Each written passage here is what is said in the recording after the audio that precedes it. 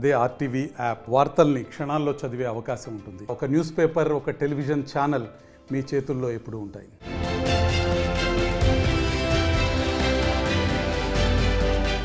Emergency ఘటనతో చలించిన ఏచూరి ప్రజా ఉద్యమాలకు శ్రీకారం చుట్టారు. 1977 అక్టోబర్లో విద్యార్థులతో కలిసి ఢిల్లీ పుర వీధుల్లో కదం తొక్కారు ఏచూరి.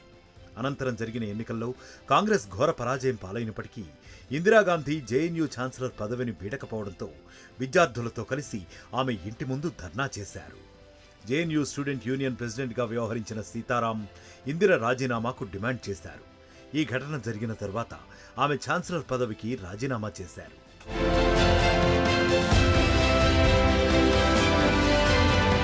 బహుభాషావేత్తగా గుర్తింపు పొందిన ఏచూరి ప్రజా సమస్యలపై అలుపెరగని పోరాటం సాగించారు.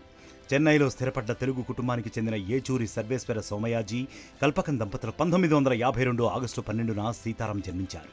పుట్టింది చెన్నైలో అయినప్పటికీ ఆంధ్రప్రదేశ్తో ఆయనకు ఎనలేని అనుబంధం ఏర్పడింది. ఏచూరి బాల్యం కొంతకాలం కాకినాడలో కొనసాగింది.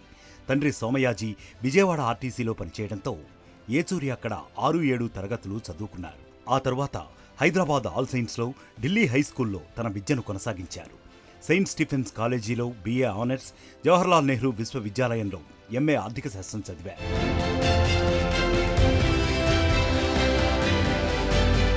ఉద్యమ కెరటంగా గుర్తింపు పొందిన ఏచూరి 1974లో స్టూడెంట్స్ ఫెడరేషన్ ఆఫ్ ఇండియాలో చేరికతో ఆయన రాజకీయ ప్రస్థానం ప్రారంభమైంది.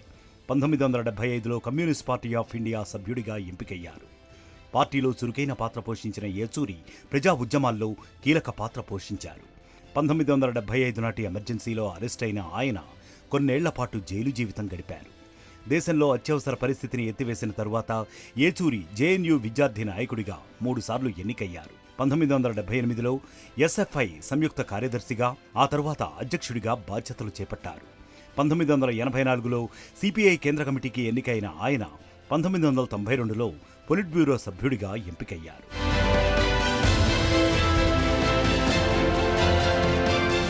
2005లో పశ్చిమ బెంగాల్ నుంచి రాజ్యసభ సభ్యుడిగా ఎన్నికైన ఏచూరి అదే ఏడాది హోం వ్యవహారాల కమిటీలో స్థానం సంపాదించారు.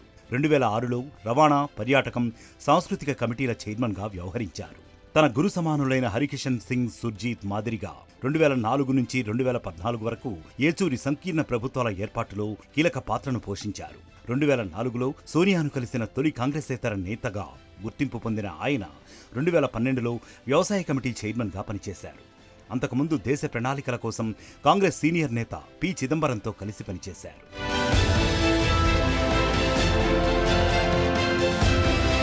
సిపిఎం 5వ ప్రధాన కార్యదర్శిగా పనిచేసిన సీతారాం పోరాట యోధుడిగా గుర్తింపు పొందారు. విశాఖలో జరిగిన సిపిఎం మహాసభలో ఆయన పార్టీ 5వ ప్రధాన కార్యదర్శిగా ఎంపికయ్యారు.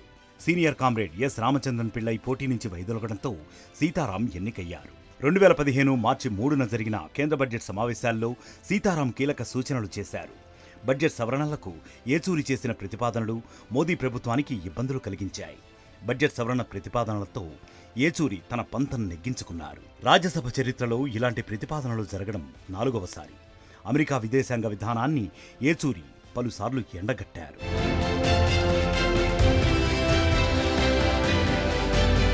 మరిన్ని వీడియోస్ కోసం ఛానల్ ని సబ్స్క్రైబ్ చేయండి. లేటెస్ట్ అప్డేట్స్ కోసం వాట్సాప్ ఛానల్ ని ఫాలో చేయండి.